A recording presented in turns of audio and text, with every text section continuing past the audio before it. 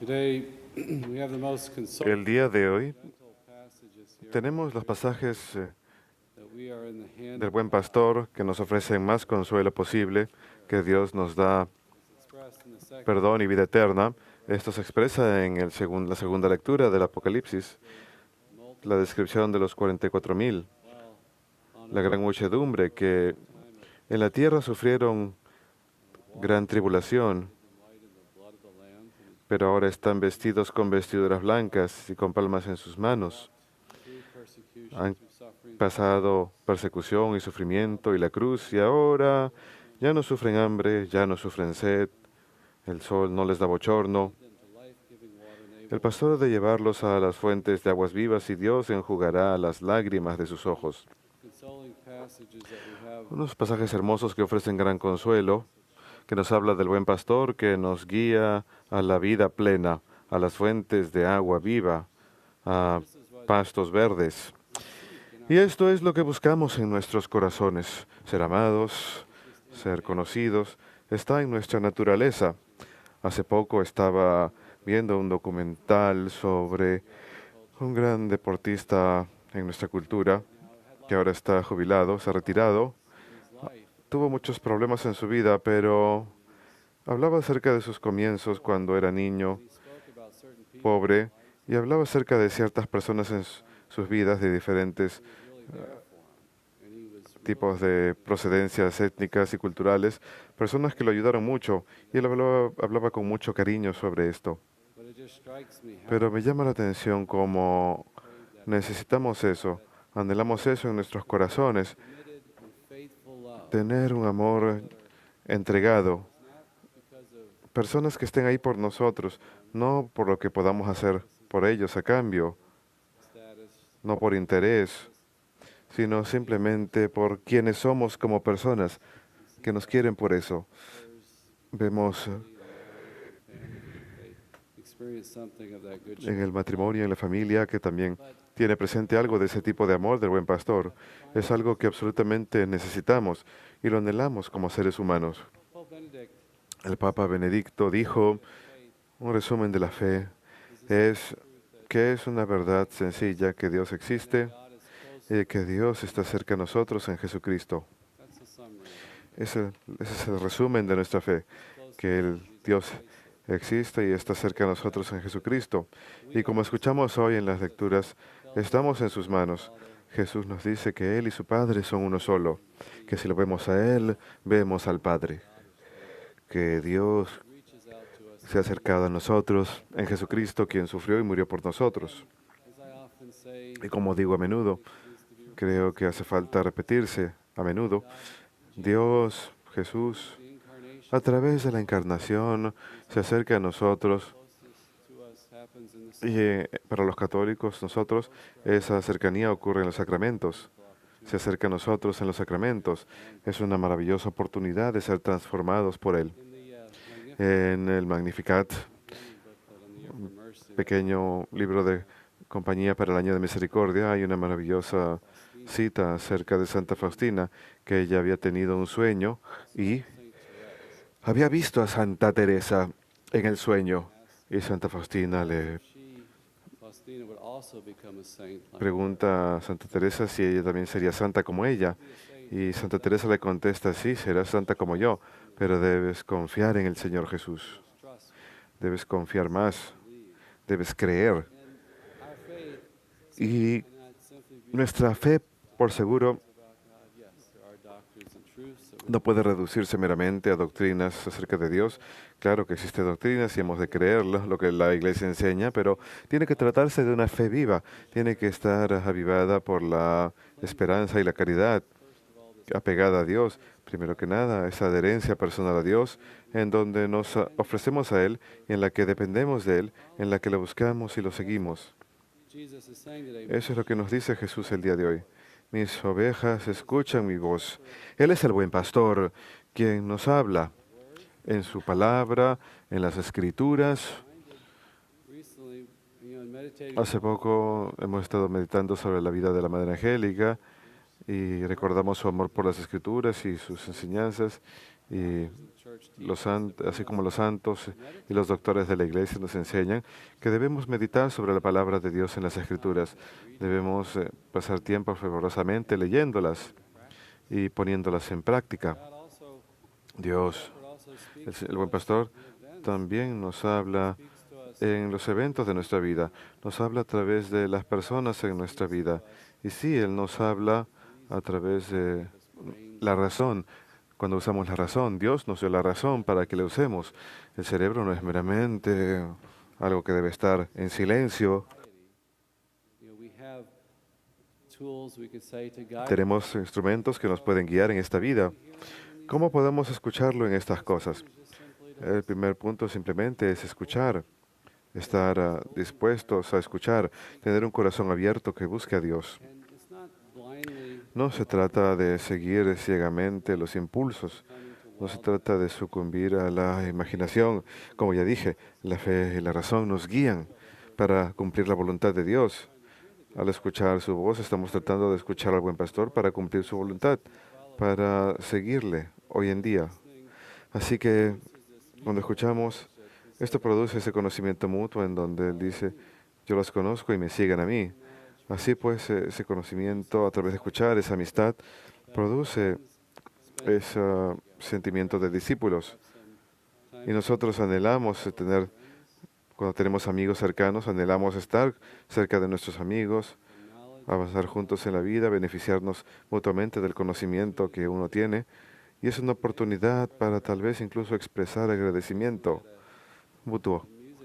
Hace poco estaba yo en un concierto de música y me encontré con un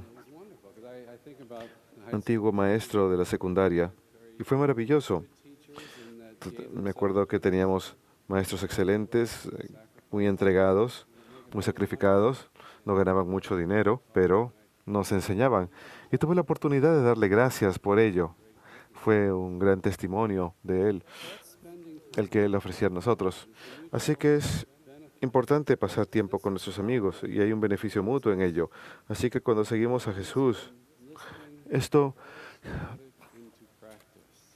significa escucharle y poner en práctica lo que escuchamos.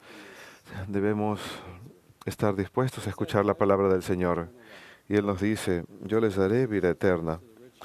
Recuerden las palabras de Cristo al hombre joven y rico, cuando le pregunta, Maestro, ¿qué debo hacer para recibir vida eterna? Y Él le dice, para tener vida eterna debes cumplir los mandamientos.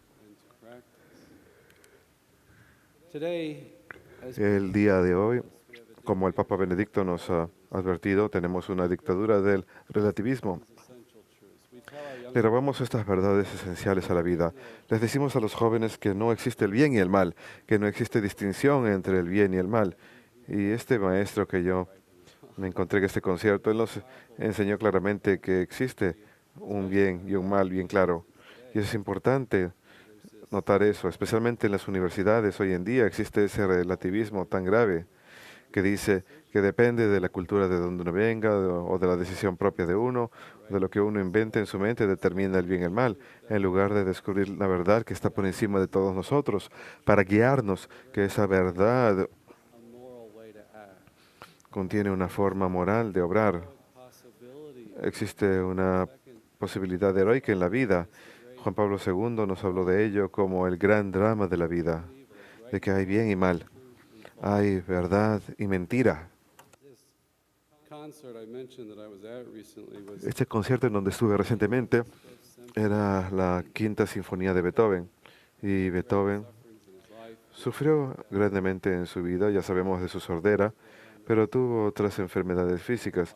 Creo que incluso sufrió pobreza en cierto momento. Y ese sufrimiento en su vida lo expresa en su música. Estaba mirando el concierto, el conductor, el director, nada más verlo a él, tratando de dirigir esa gran pieza dramática con los violines y los instrumentos de viento. Y cuando salí, uno sale convencido de eso. Me gustaría tener música de fondo de ese tipo en mi vida en todo momento. Pero es verdad, toda parte de nuestra vida tiene significado. Nos encontramos en las manos del buen pastor, quien nos ama y tiene un camino para nosotros. Si lo seguimos, si somos sus discípulos, tenemos vida eterna. Tenemos fruto en nuestras vidas cuando lo seguimos. Podemos servir el bien, podemos comprometernos a una vida que es fantástica y dramática y elevada, incluso si está rodeada de circunstancias mundanas, incluso si es algo muy oculto. Si estoy buscando la voluntad de Dios en mi vida, se trata de una gran vida, una vida que da fruto. Está llena de amor divino, dispuesta a servir el reino. En la Anunciación le dice María, escucha que el reino de Cristo no tendrá fin. Y nosotros somos parte de eso. Como cristianos no somos parte de un mundo perecedero. Sí, estamos llenos de fervor para transformar este mundo y prepararlo para la venida del reino, pero tenemos una patria en el cielo, un hogar en el cielo. Toda nuestra vida está enfocado hacia ello. Es parte de ello. Y al centro de ello, Dios se está acercando a nosotros en Jesucristo. Somos sus manos y los mandamientos, una vida moral, las verdades que nos enseñó Jesús, son una experiencia de su amor. Permanecemos en la luz de su amor. Es un camino a esa vida plena. Y cuando nos desviamos de ese camino, cuando caemos en el pecado, nos lleva a la muerte, literalmente. Es como subirse al cuadrilátero con Mike Tyson. Él solía noquear a la gente muy rápido. Y eso es lo que nos hace el pecado, nos noquea rápidamente. Pero Jesús nos insta a que le escuchemos, a que le sigamos, de tal forma que nadie pueda alejarnos de las manos del Padre.